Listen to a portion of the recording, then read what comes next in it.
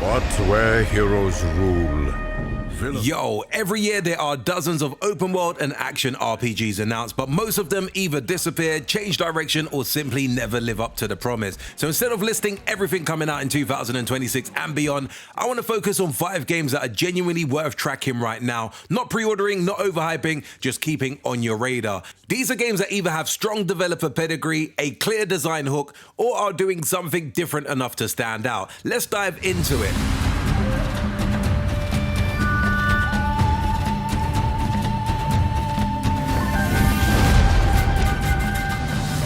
Number 1.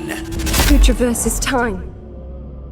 Let's start with the safest pick on the list. Nioh 3 feels like Team Ninja fully embracing everything they've learned over the past decade. To me, this is still a Souls-like at its core, but it's much closer to Ninja Gaiden DNA than a From Software clone. The big change here is structure. Instead of purely mission-based levels, Nioh 3 introduces open hub regions that allows for exploration, optional challenges, and more freedom in how you approach combat encounters. Combat remains the main draw, weapon switching, mid-combo, stance management, KI control, but now layered with a samurai to ninja transformation system that lets you swap playstyle on the fly. It feels less about brute force and more about mastery, which is exactly where Nioh has always been strongest. If you like demanding combat systems that reward precision and learning enemy behavior, Nioh 3 is already shaping up to be one of the most mechanically deep action RPGs of the year.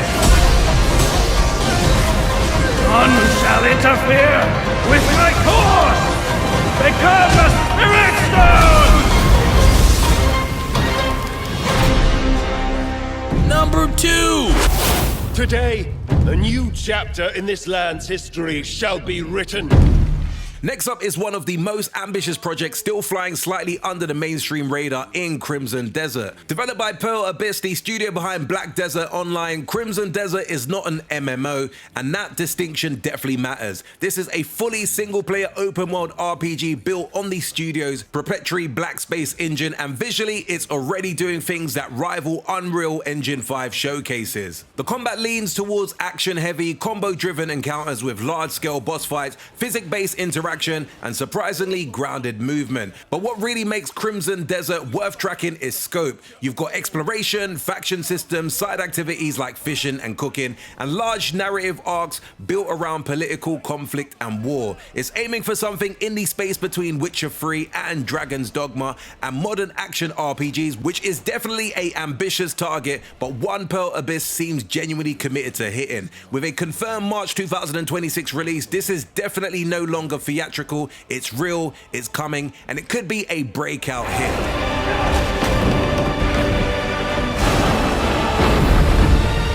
Remember who you are and let it guide your path. Number 3.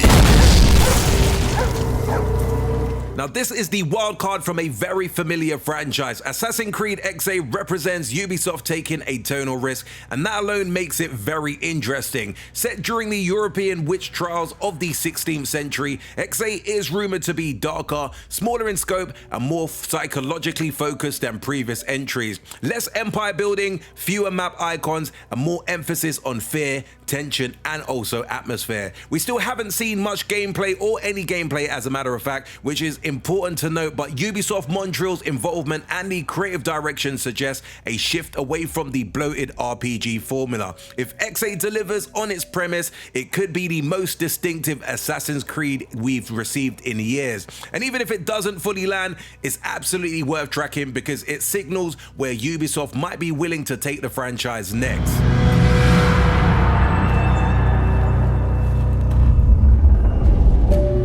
Number 4.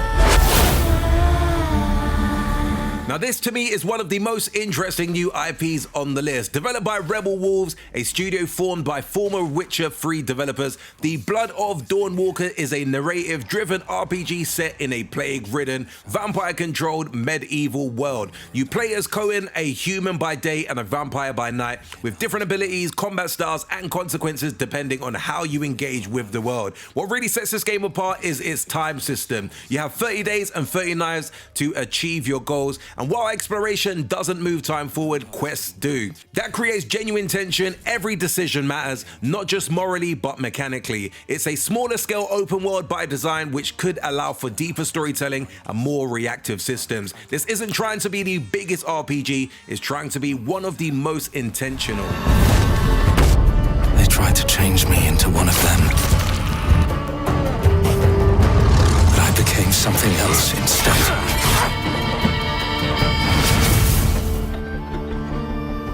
Number 5.